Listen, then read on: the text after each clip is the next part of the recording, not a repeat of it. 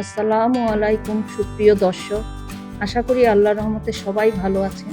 শীতকাল মানেই রং বেরঙের তাজা সবজির মৌসুম। রঙিন সবজির সমন্বয়ে তৈরি এই রান্না দেখতে যেমন সুন্দর, তেমনি স্বাদে গন্ধে পুষ্টিতে খেতেও তেমন মজাদার ও স্বাস্থ্যকর। চলুন রান্নাটা শুরু করি। এর জন্য আমি নিয়েছি এখানে বরবটি, বেগুন, মিষ্টি কুমড়া, পেঁপে, আলু, ফুলকপি। প্রথমে একটা পাত্রে পানি ফুটাতে দিয়ে হাফ চা চামচ লবণ দিয়ে দিলাম। যেহেতু আলু আর পেঁপেটা একটু শক্ত, এই জন্য আমি 5 মিনিটের মতো এটা সিদ্ধ করে নেব। 5 মিনিট পরে আমি ফুলকপিটাও দিলাম। ফুলকপিটা সেদ্ধ করব না, জাস্ট একটু ভাপিয়ে নেব। এখন সবজিগুলো ভেজে নেবার পালা। প্যানে সর্ষের তেল দিয়ে দিলাম। প্রথমে আমি বেগুনটা ভেজে নেব। এই রান্নাটা আমি পুরোটাই সর্ষের তেল দিয়েই করব। বেগুনটা ভাজা হয়ে গেছে, এরপর মিষ্টি কুমড়াটাও ভেজে নিলাম। বরবটিটাও ভেজে নিচ্ছি।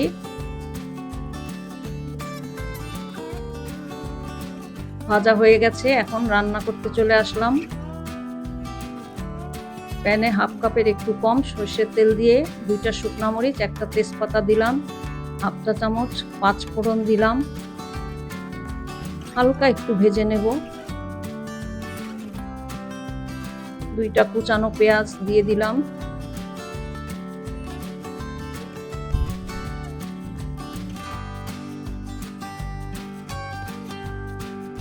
পেঁয়াজটা একটু ভেজে নিলাম। এরপর 1 চা চামচ আদা বাটা, হাফ চা চামচ রসুন বাটা দিয়ে সামান্য একটু পানি দিলাম, তা না হলে 5 ফোড়নটা পুড়ে যাবে। মশলাটা কষিয়ে নেব যাতে আদা রসুনের কাঁচা গন্ধটা না থাকে। এরপর লাল মরিচের গুঁড়া দিলাম হাফ চা চামচ, ধনের গুঁড়া হাফ চা চামচ, লবণ পরিমাণ মতো। মশলাটা আবার ভালো করে কষিয়ে নেব। এই রান্নায় আমি হলুদ ব্যবহার করব না। 2টা টমেটো কুচানো দিয়ে দিলাম। টমেটোটা একটু কষিয়ে নেব।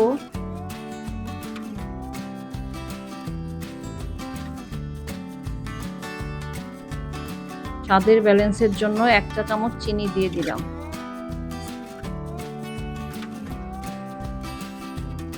আবার ভালো করে একটু কষিয়ে নিয়ে টমেটোটা যতক্ষণ পর্যন্ত নরম না হয়, কষানো আমার হয়ে গেছে। এখন সব সবজিগুলো আমি দিয়ে দিলাম। সবজিগুলো মশলার সাথে ভালোভাবে মিশিয়ে নেব।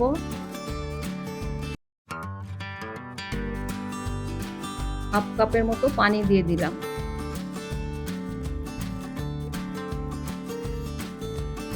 নিচ থেকে ভালো করে নেড়েচেড়ে মিশিয়ে নিয়ে সবজিটাকে আমি 10 মিনিটের জন্য ঢাকনা দিয়ে ঢেকে দিলাম। ফিরে আসলাম 10 মিনিট পর।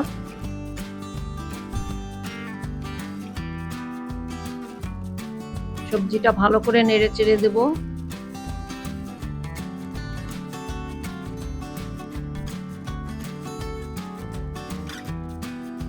চার 5টা চেরা কাঁচামরিচ, 1 চা চামচ জিরের গুঁড়ো, 2 চা চামচ ঘি দিয়ে দিলাম। ভালো করে নেড়েচেড়ে সবজিটা মিশিয়ে নেব। এরপর ঢাকনা দিয়ে 3 মিনিটের জন্য ঢেকে দেব। ফিরে আসলাম 3 মিনিট পর।